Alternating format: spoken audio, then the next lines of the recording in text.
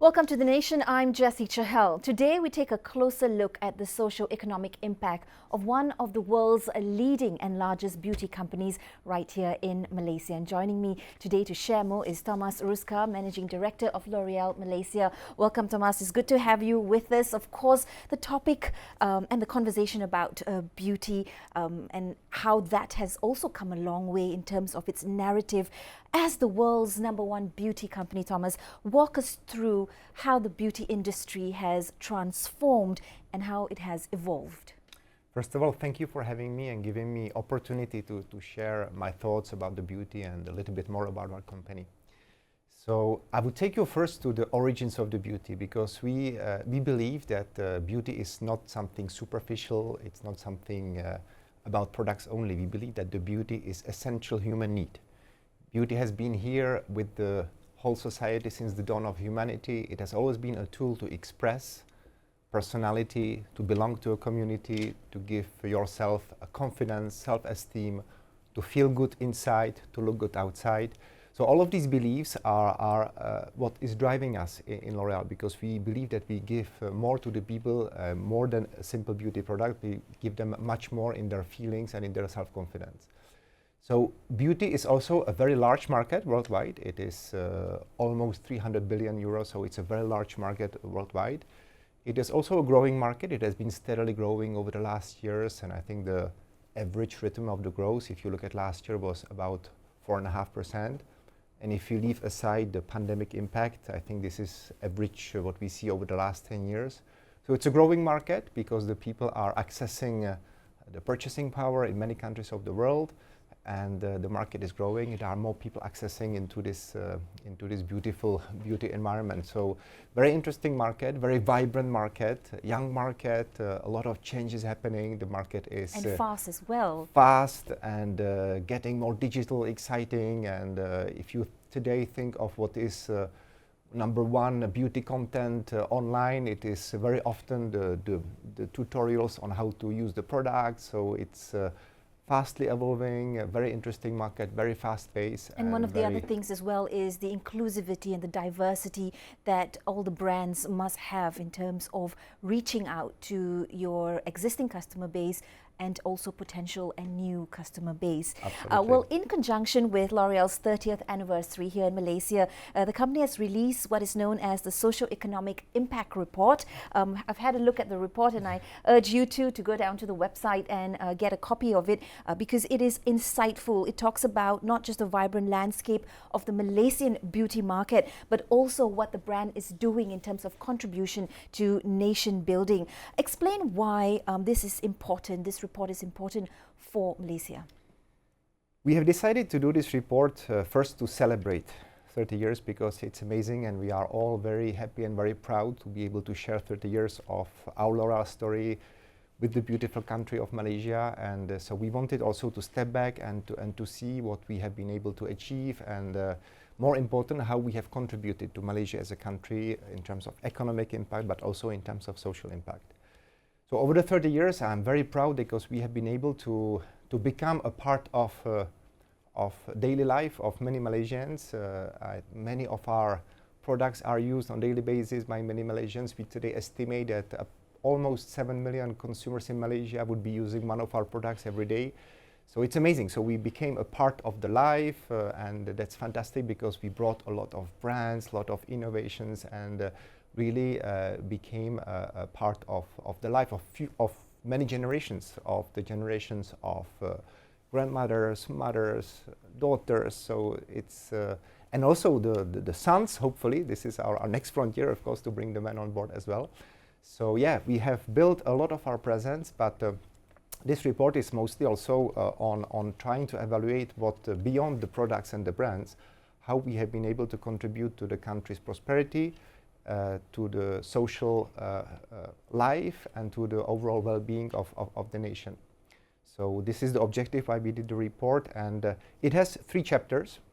One is about our presence as a company. So we are present today. Any of our products would be found in something like 50,000 stores, physical stores in the country, going up to the smallest mini market. You would find at least one of our products.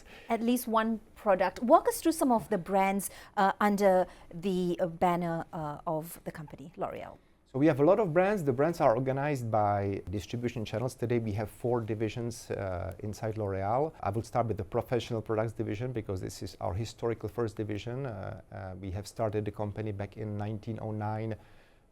Our creator of the company invented the hair dye back in the time, and our first business or our first activity was with hairstylists. So the professional product divisions, we have brands such as L'Oreal Professional and Kerastase, and we would be selling our products in the salons. Then we would be having our consumer product division, which has a mission to democratize the best of the beauty for all. And most recently, the Korean brand 3CE by Stanlanda, the fantastic Korean makeup brand. Then we have our L'Oreal Luxe division, bringing a fantastic luxury brand such as Lancome, YSL, Kiehl's, Prada, Valentino, many of these brands that are on the higher end, very aspirational brands, very popular in Malaysia. And last but not least, we have our dermatological division, selling brands like La Roche-Posay, CeraVe, and this is today probably our fastest growing piece of business, which is extremely popular, and these brands are developing very fast in Malaysia. So a lot of brands, each brand having a different territory and a different price point, a different brand sort of spirit. Right, far-reaching in its presence, but also impactful in terms of its substance. While you talk about top-tier luxury, the brand is also very much present on the ground. We talk about inclusivity and sustainability as well as diversity and being authentic. The brand has many touch points with consumers across all layers of society. Walk us through some of that impact in terms of the campaigns that has been running, and especially one that is empowering for women. So, of course, every brand tries to be as close as possible to the consumer, and today consumers are looking for that. They look for the brand who is having a brand cause, who is standing for a cause, and a brand you can relate to, right? So this is what we try to do also in Malaysia. So many of our brands are having the specific actions, but we also try to have actions as a company. And this is also what we highlight in the report as a L'Oreal group, the actions that we try to have for the consumers. And what is stated in the report that every year we have more than 1,600 people who are beneficiating from our action, let it be the brand or the company action. And these actions can be anything from the social program. We are running a lot of education program. We are running a lot of inclusion program. We are running a program for the young researchers. This is I'm particularly proud of because, again, beyond the sales of our product and the sales of our brands, we are really bringing very positive impact to the communities. And I can give you some examples of the concrete actions that we do. Sure. First of all, also, it has been the first ever foundation, L'Oreal Beauty for a Better Life Salon in Malaysia. It's right here in Kuala Lumpur. It's the first salon in Asia of its kind. So indeed, a milestone. Congratulations to you and the team. Tell us more about this initiative on the back of the other upskilling work that you do. So Beauty for a Better Life is a program, by the way, the name says it all, right? It's through beauty we offer a better life to the people. And so we have been running this program in Malaysia since 2016. And what this program means is that we look for women who would be in a difficult life situation from unprivileged communities or having difficulty to access the professional life. We bring them in for 4 months in the company, and we train them. We educate them how to become or the hairstylist, this is one lesson, or a makeup artist, that's a second class that we have. After the 4th month, the women will receive a certificate or diploma. And what is amazing in this program that since the 2016, we have trained 250 women, and these 250 women, 90% of them has been employed after the end of the program. So we really concretely bring the action to these women, and it's a life-changing moment for them. And many of them open their salons and running their business, so it's a source of pride for us. And then this salon that you mentioned, so it's probably the last piece of this program that we have opened just 1 month ago, and it's a fantastic loop because what we do, we opened the first program in cooperation with Yayasan Food Bank, and it's located in Anjung Singgah here in KL. And our ambition is to have it much more and to spread it across Malaysia and hopefully across all the states. And to this salon, we bring the people who are not having access to any beauty services. So that can be people from in difficult life situation, people homeless, people on the streets. And we offer for free a grooming service.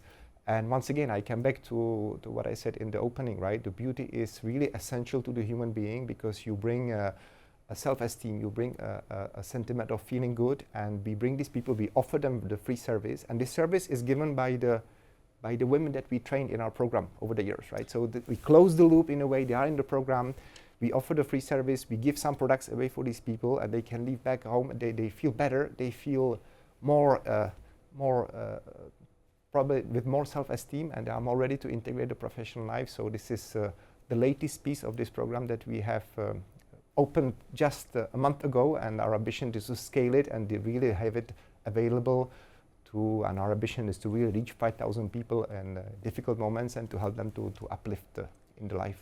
In essence and ultimately a brand that walks the talk, it does spell out and share its vision and its brand value, again from top tier to the ground level. In terms of economic impact as well and economic contribution, it's really interesting to see that one role or one job has generated 36, almost 37 jobs in the wider economy. Walk us through what L'Oréal is doing to contribute to employment and the job industry. So that's an amazing figure, and I was very, very pleased to see this when the report came out. So it takes the whole value chain, upstream, downstream, taking out all the suppliers, all the distribution of our products. So indeed, out of one job, as you mentioned, that we create in our office, it helps to create up to 37 jobs in the country. So which adds up altogether to more than 20,000 jobs that we help to create in the country. So it's absolutely great, and of course it brings a lot of economic activity alongside with that, and it's beneficial to the country, and we are very proud of this achievement. And I would also mention that we work in Malaysia with more than 500 small and medium-sized enterprises, our suppliers, our vendors, the whole ecosystem what we create around our activity. And of course it gives a lot of activity to these vendors, but we also help them to upskill. We upskill them on the standards of sustainability, on the standards of ethics, and really help them also to grow professionally as units and to become bigger, small to medium to big enterprises in Malaysia. So yeah, over the last 30 years, it has now been 500 companies that we have helped, and we keep on helping. Well, $1 billion industry with over or close to 7 million consumers worldwide. The brand is having a positive impact here within the region in Malaysia and even in Singapore. What excites you most, or rather what has been interesting the most for the Malaysian market since you've arrived, Thomas? Look, for me, this is my first posting in Asia. My previous roles in L'Oréal was within Europe. So I came to Asia, and I landed in Malaysia, and I was truly amazed by the diversity of the country. And this is very unique, and I'm not saying anything new to all of you, but it's very new and it's very inspiring, from someone who discovers diversity, because it opens a lot of opportunities how we bring products to all of this great diversity of the country. We at L'Oréal, we have a mission that we call Beauty for All or Beauty for Each. What we try is to bring really customized product solution to everybody. We try to be very locally relevant, as decentralized as we can be in the way we bring products to the market.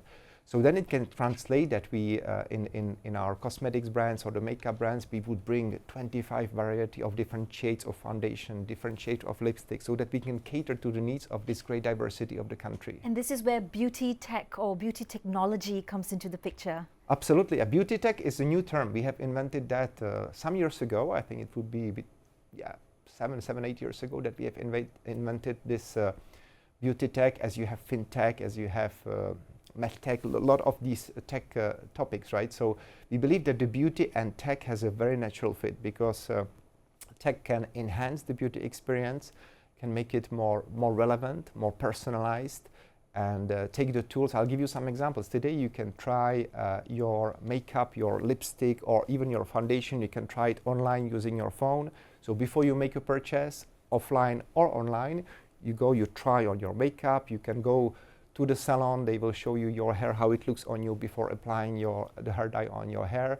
So it's a tool of choosing, it's a tool of customizing your product routine. When you go to our Kiehl's boutique in Malaysia, you will be, the first thing that will happen to you, you will be seated down, and we have an amazing tool that it's called Skin Reader, that you put your face in the reader and it will scan your face and it will give you a personalized skincare routine only for you, for your needs, and you can follow it up.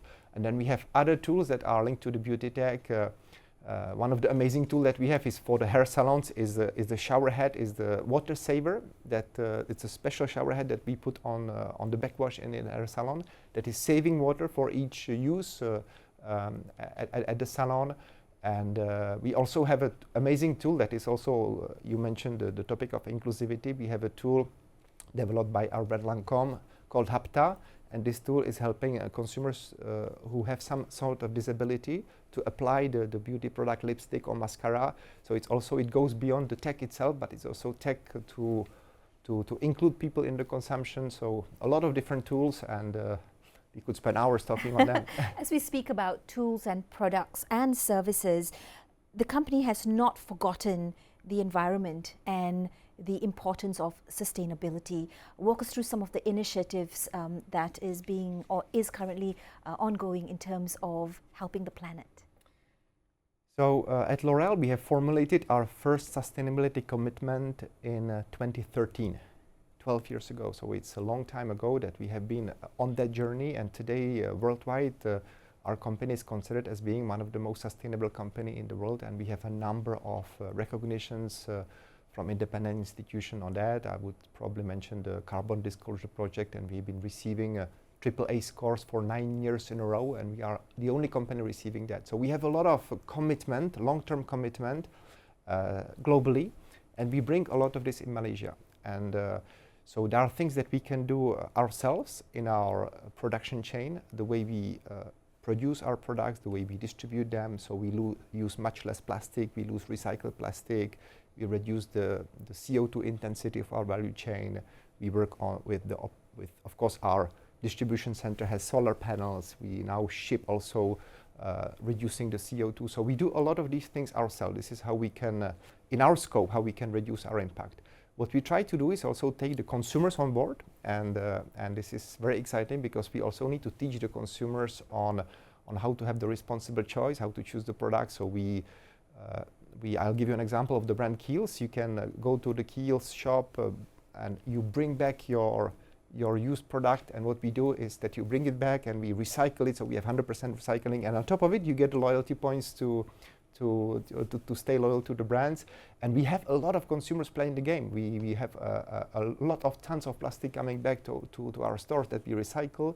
Recently, in month of June, there was Recycling Day, the refill day, and we have used it also to do a campaign in Malaysia, and we have engaged a lot of KOLs, and it became not only a topic for the consumers but also for the whole community, including the influencers, to speak about you should not buy each time the same product, you should use refills. And we have educated really a lot of people. It was a great success for fragrances, for facial creams, and so we keep on doing that. So taking consumers on the journey, but we also go beyond. We want to be active player in the country, and we have joined Malaysia Recycling Alliance, MAREA, and we are the first cosmetic company joining this alliance. And the role of it is to try to help the government and the institution to shape the sustainability policy, mainly when it comes to the recycling and the treating of the waste. Right.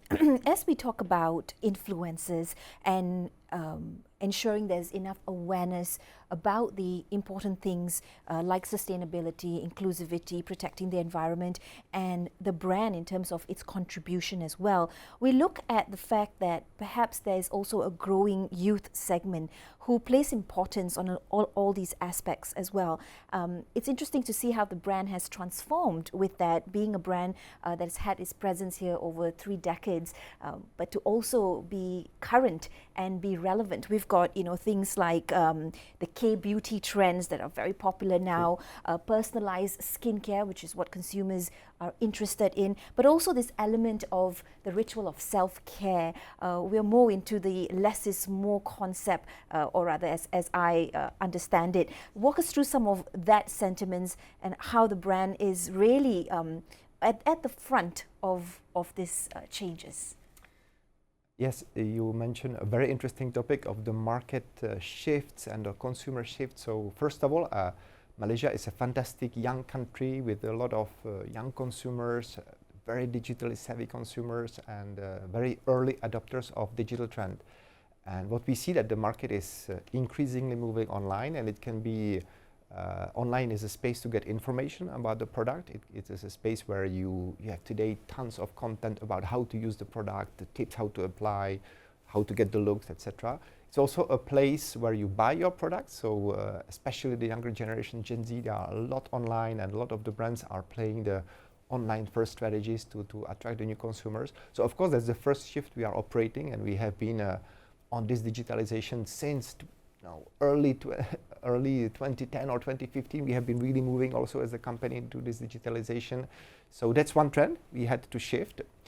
Second trend, we see that the consumers are today demanding more for brands. They are demanding, of course, they always see the product, what is beyond the product, what is the brand, what is the role of the brand in the society. Can I engage, can I relate to the brand? So, and I mentioned many of the commitments that our brands are having on the social life and different types of commitment that we have with young, with women, and so that's also the role of the brand is very strong. And lately also you mentioned that consumers are more savvy on the ingredients, what's inside the products, and we have been also as a company very transparent about that, and people are more educated, and there is overall trend, I would say post-pandemic, there is a trend overall to the health of the skin, so people are much more conscious about what they are putting on their skin. And not just women, there's more awareness and rising interest of the sort of the male grooming as well, whether you call it you know, metro, this and that. There are all sorts of terms these days. But I want to come to the diversity and the inclusion of the company itself. A 72% of women workforce at the company. And then we see you as country manager here in Malaysia. How has that been in a women-strong workforce? So I would answer in two ways, right? So staying on the percentage of women, we are proud, of course, we have probably more women by nature of what we do, and but I'm proud that out of these percentages that you mentioned, we have also 66% in the leadership positions, so really give all women access to leadership positions. My management team, my closest management team, it's 50-50, 50% men, 50% women, very balanced, and this is something that we really look at. We look at this balance and the overall gender diversity and equity, so we are very proud of that. And second question, yeah, I'm a man in the beauty industry, and I remember when I joined the company, and it was 25 years ago. I'm L'Oreal baby, my first real company. So I joined the company, and I think it took me one day to get absolutely passionate about the beauty industry. And I think many men will get very quickly passionate about the beauty industry because it's extremely fast. It's extremely, these days, extremely digital. We are now embracing, of course, on the AI, which is very vast opportunity. So it's digital, fast, all the features that the man could like in the industry. It's changing. We keep on launching new products. Innovation is absolutely key. Our company DNA is to innovate. So we really are fast-paced, innovative, bringing a lot of new products to the market. So with that speed and innovation happening, what can we expect from L'Oreal Malaysia moving forward, TOMAS? Well, first of all, to keep on doing what we have been doing over the last 30 years and what we have tried to recap in this report, to be first committed to the country. And I think that we will still be very positively impacted. The Malaysia as a country, we will be deeply committed to stay with the communities and develop that, because we love it. We think it's our role, and this is extremely engaging also for our teams to do. So we'll keep on doing that. And on the side of the business, I think we will keep on the rhythm of the innovation. We will bring much more products, much more brands. We have not yet launched all the brands of L'Oréal portfolio in Malaysia. We are now having 30 brands, so we are of course going to launch new brands. So consumers should be really awaiting new brands to come, so which is exciting. Recently we have brought some Korean brands, Japanese brand Takami, 3CE that I mentioned, so there will be more to come on that front. And we will keep on, of course, being the actor of the sustainability in the country and, as I said, social inclusion and women empowerment. Much to look forward to. Well, L'Oréal's story in Malaysia is not just about beauty or just innovation. It's also about creating jobs and empowering communities, as well as driving sustainable growth. As it expands its presence, its socio-economic contributions will remain an important part of the country's developmental journey. Well, I'm Jessie CHAHAL. I want to thank you for watching, and be sure to follow us for conversations on issues that truly matter. I'll see you next time. Bye-bye.